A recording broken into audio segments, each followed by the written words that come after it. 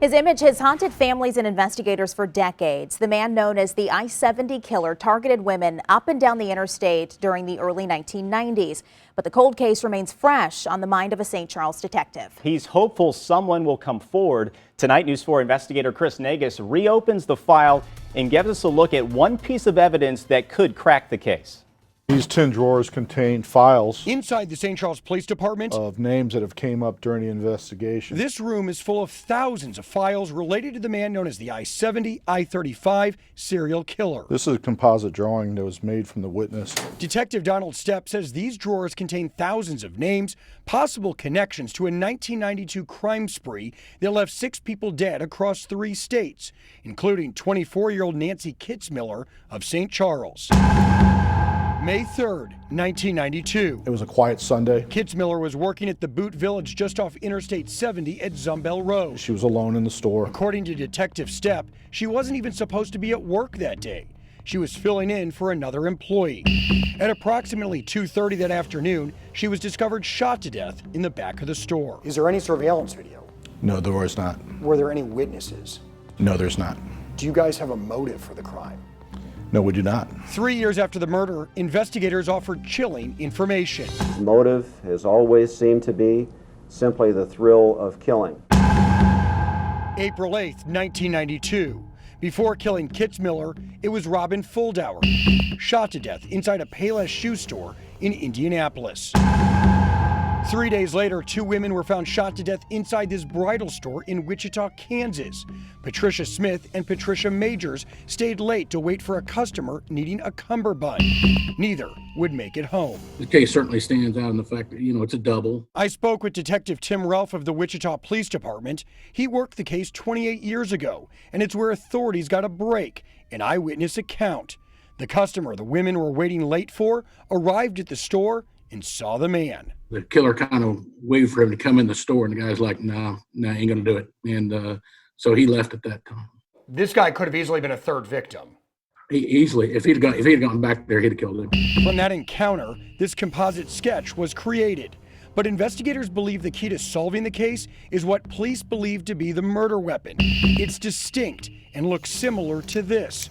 Authorities hope it will jog someone's memory. It's actually a historical remake of an old German Navy pistol. And it's the unusual thing about it is its barrel is long enough to where the gun actually has a wooden forearm. Just 2 weeks after the double murder in Wichita, the killer struck again. This time at Sylvia's Ceramics in Terre, Haute, Indiana. The only male victim, Michael McCown. Police believe the killer mistook him for a woman because McCown had long hair from the back. A week later, Nancy Kitzmiller was killed in St. Charles. Over the years, her parents have shared their grief. Nancy was, like perhaps many of the people you know, a shy little girl who was coming out and becoming successful as a young woman. 4 days after Nancy died, Sarah Blessing was shot to death inside this small store in Raytown, just outside Kansas City. It's been over 3 years and the I-70 serial killer remains on the loose. As the 90s faded into the new century, the story fell out of the headlines. But for the families impacted, it will never be forgotten. Every single day, you think about her. There's no reason not to say anything. It'll benefit society, it'll benefit us. Lots of families are involved in this. Yeah, it's not just Nancy, there were other people killed. We're not going to give up on this case. We have individuals that are working on this case in several states and several cities. This is not a case that we're just going to let go to the wayside. Do you believe it is solvable? I believe this case is solvable. And one more clue. Detective Stepp says the FBI has examined the case, and given the geography and the timing, profilers came to a conclusion that might offer help. This case has been looked at 2 separate times by FBI profilers. The profilers both groups, that the killer is from the Indianapolis area. Here we are all these years later. Why does he just suddenly stop? Chris, that's a question I wish I had an answer to. I do not know. Do you guys think he's still around? There's nothing out there saying that he is not alive. I believe he's still alive and out there.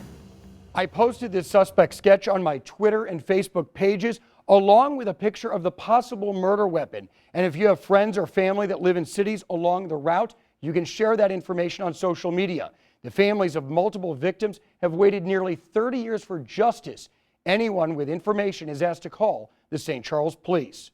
Chris Negus, News 4 investigates.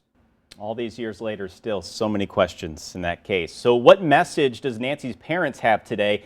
We'll watch News 4 tomorrow. The family discusses the hope they still have after all these years. We'll have that story for you tomorrow night at 10 o'clock.